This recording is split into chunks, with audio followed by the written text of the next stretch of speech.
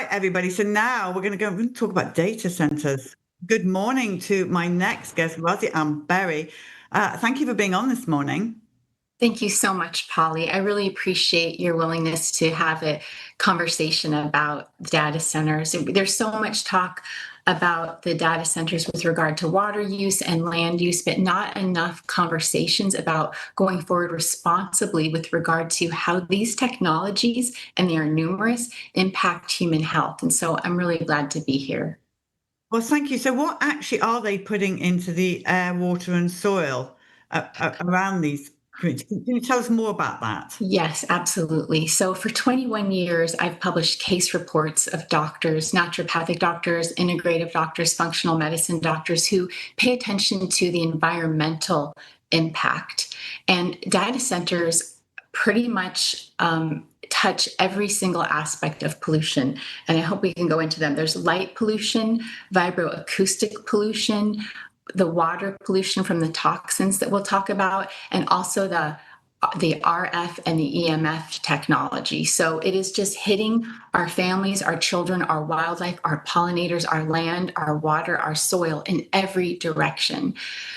So maybe we could talk about one that is not talked about very often, and that is the low frequency sound that is constantly generated, not only from the electrical generation from these, but also the backup diesel generators that they use, and also the coolant systems, Polly.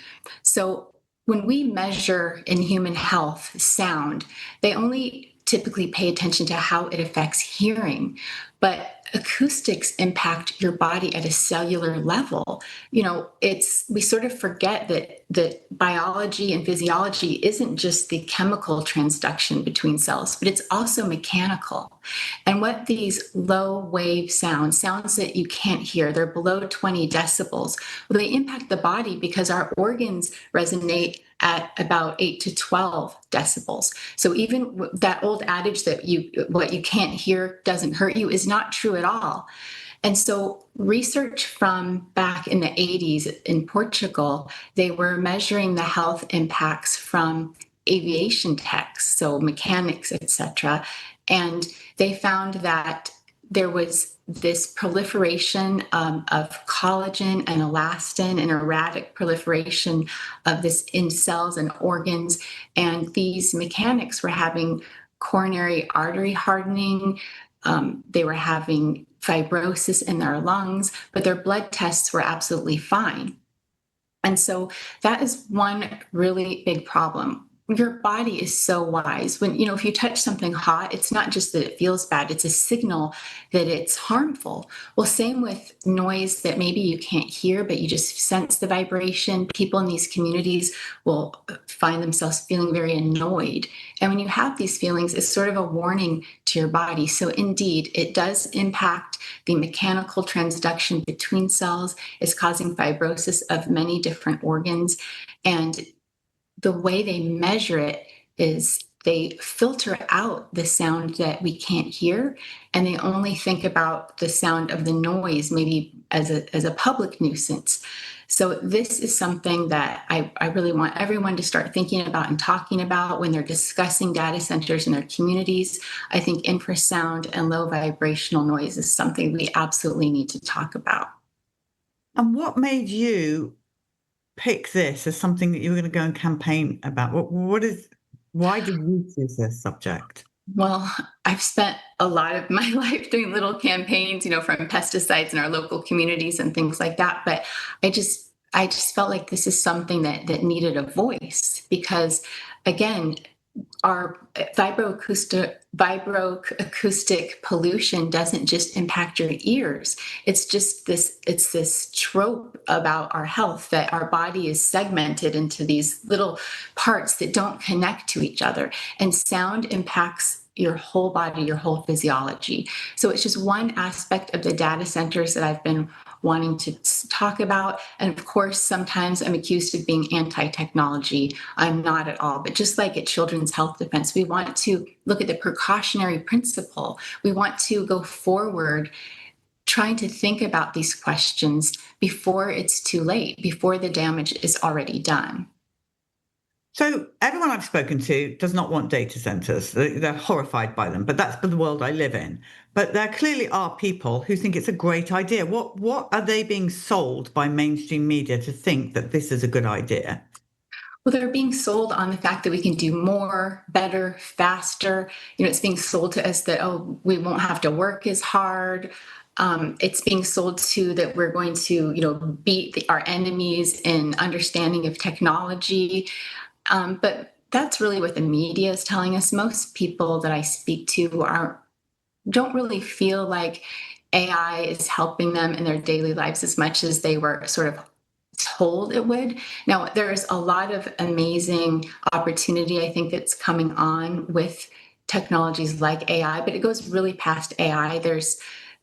These data centers are being used in so many different ways. The data is not just about AI, it's also about the Wi-Fi that we're using right now, right? The technologies that we're using right now, but we aren't thinking about the impact. I mean, the light is another aspect, Polly, the light pollution. Melanopsin is a hormone in our body that regulates melatonin. And so we don't have very dark skies anymore. And it's 73% increase of breast cancer risk when you don't have a dark night, and a 50% increased risk of prostate cancer when you don't have a dark night. And so for people that don't understand how does light impact human health, think about how marijuana growers use light to modulate the amount of THC, for instance, in the marijuana. Well, these data centers emit constant LED, very bright LED lights 24/7. And there is a glow people are complaining about. They're taking pictures and posting them online showing this glow of light at night. And this does impact human health in many ways. And you can't just simply cover your eyes, because your skin has other opsins, such as neuropsin, that detect light even when your eyes are closed. It's a very powerful hormone mediator. And here's what most people don't know: melatonin is not just for sleep, it is our body's master antioxidant. So that's one of the reasons why you heal when you're sleeping. So it's another endocrine hormone disruption, and it's another implication of these data centers. Now, okay, being an adult is one thing, but what about the kids, the babies that live near these Mhm. data centers? I mean, I feel like it's another autism explosion about to happen, and death. I mean, it's like these things are going to kill us without sounding too dramatic. Yes, and so yes, our generation was not as exposed to these technologies, and you're absolutely right, Polly. It's just devastating. It's just it's another assault on top of another assault on human development. I mean, you need a dark night when you're pregnant so your babies can properly develop. Children, as their nervous system is developing,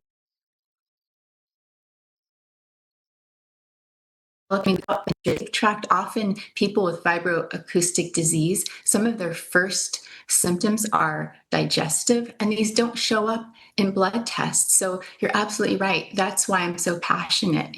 I'm a mother, you're a mother, most people listening are. And if you're not, you have children that you care about in our future generations. So I think it's really um, unfortunate that people who have concerns about data centers are just being told to be quiet, or that they're anti-technology.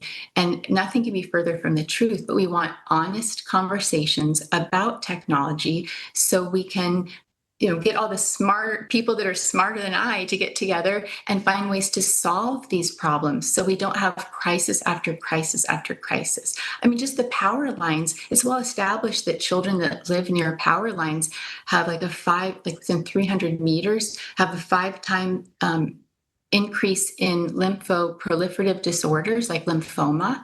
And these power lines are being built near these data centers as well, where your children grow, where our pets roam.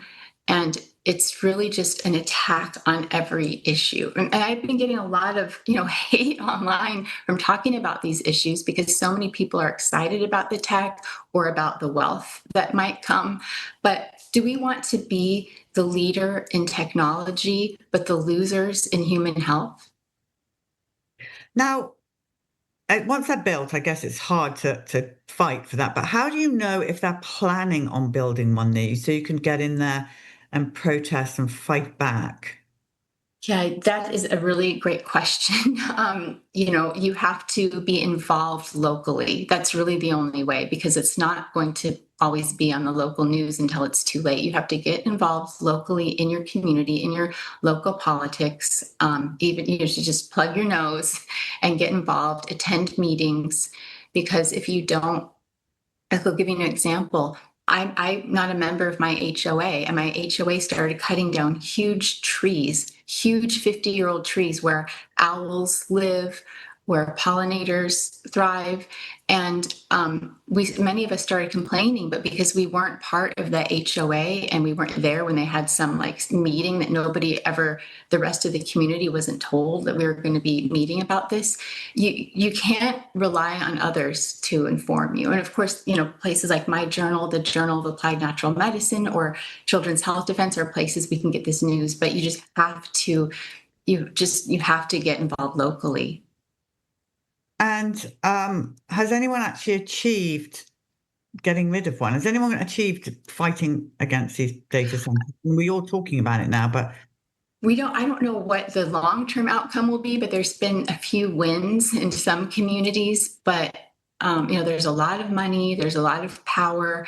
And so, politicians that are voting or approving these things need to hear from parents and neighbors.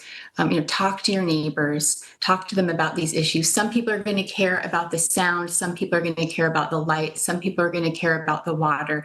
Some people are going to care about the land. So if you know all of the different issues, then you can connect with somebody in one way, and then it'll empower them and kind of motivate them to want to get involved. now you have written a book, correct? Well, I have an ebook, actually. It's about advocating for yourself. It's called Is It Time to Fire Your Doctor?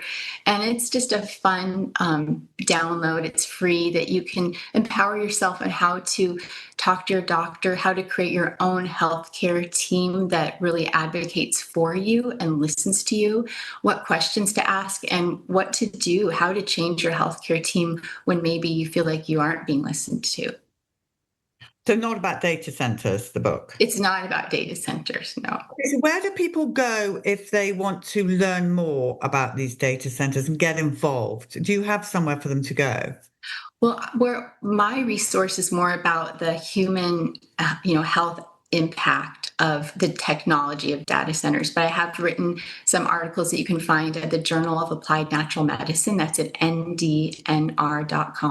And we have 21 years of cases written by physicians, naturopathic doctors, functional medicine doctors that you can search all 21 years for any health issue that's important to you. But we really have a focus on environmental health.